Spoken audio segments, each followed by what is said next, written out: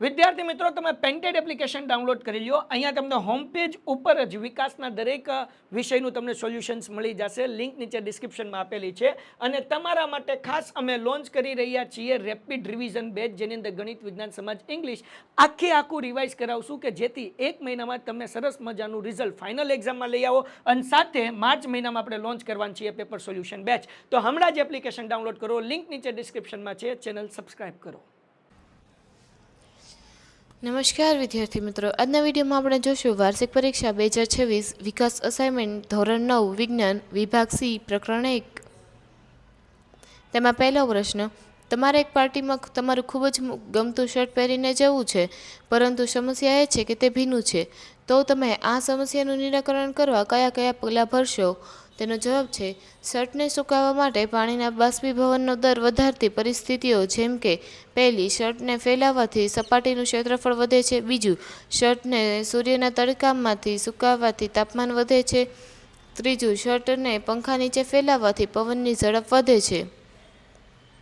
બીજો સવાલ: ધાન્વી અને તેના મિત્રો સીએનજી હીટ કરેલી વાનમાં શાળામાં જાય છે. ધાન્વી ડ્રાઈવરને સીએનજી જોડાણના સર્ટિફિકેટ અને સમયાંતરે પાઇપની ચકાસણી માટેની સલાહ આપે છે. તે ડ્રાઈવરને ઉનાળામાં સીએનજી માટે ખાસ કાળજી લેવાનું અવારનવાર કહે છે. તો તેમાં સીએનજી એટલે શું? સીએનજી એટલે કોમ્પ્રેસ્ડ નેચરલ ગેસ જે બળતણ છે. બીજું, ઉનાળામાં શા માટે વધુ કાળજી લેવાનું કહે છે? કારણ કે ઉનાળામાં તાપમાન વધુ હોવાથી પાઇપમાં રહેલા વાયુના કણોની ઝડપ વધી જાય છે. આથી અણુ વચ્ચે અને પાઇપની દિવાલના અણુઓ વચ્ચે અથડામણનો દર વધી જાય છે. તેથી વાનમાં આગ લાગવા શક્યતા રહે છે. ત્રીજો પ્રશ્ન આકૃતિ ઉપરથી જવાબ દેવાના છે. તેમાં પહેલું, પી, ક્યુ, આર અને એસ પ્રક્રિયાનું નામ આપો. તેમાં પહેલું પી એટલે ગલન, ક્યુ એટલે બાષ્પીભવન, આર એટલે સંઘનન અને એસ એટલે નિક્ષેપ. બીજું, કઈ પ્રક્રિયા ઉષ્માક્ષેપક અને ઉષ્માશોષક છે? તેનો જવાબ છે: ઉષ્માક્ષેપક પ્રક્રિયા આર અને એસ અને ઉષ્માશોષક પ્રક્રિયા પી અને ક્યુ છે. ચોથો પ્રશ્ન: પ્રવાહી અવસ્થાના ગુણધર્મો જણાવો. તેના ગુણધર્મો: તેમાં પહેલું, પ્રવાહી પદાર્થને નિશ્ચિત આકાર હોતો નથી, પરંતુ તે નિશ્ચિત કદ ધરાવે છે.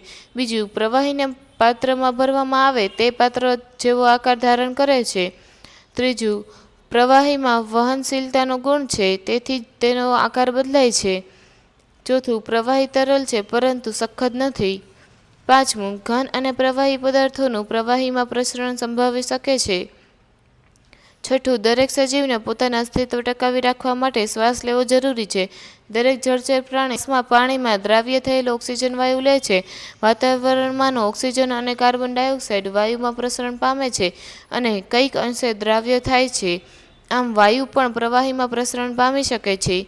સાતમું, ઘન પદાર્થની સરખામણીમાં પ્રવાહીનો પ્રસરણ દર વધુ હોય છે, કારણ કે પ્રવાહી અવસ્થામાં દ્રવ્યના કણો સ્વતંત્ર રૂપે ગતિ કરે છે અને ઘનની સાપેક્ષે પ્રવાહીના કણો વચ્ચે ખાલી જગ્યા વધુ હોય છે. ત્યારબાદ પાંચમો પ્રશ્ન: ઘન અવસ્થાના ગુણધર્મો જણાવો. ઘન પદાર્થને ચોક્કસ આકાર, કદ અને નિશ્ચિત સીમા હોય છે. બીજું, ઘન પદાર્થ પર બાહ્ય દબાણની ખાસ અસર થતી નથી અને તેથી સંકોચન પામતા નથી. ત્રીજું, ઘન પદાર્થ તરલ હોતા નથી, આથી વહી શકતા નથી. બાહ્ય બળ લગાડવાથી ઘન પદાર્થ તૂટી શકે છે, પરંતુ તેમના આકારમાં ફેરફાર થવો મુશ્કેલ છે, આથી તેઓ દઢ હોય છે.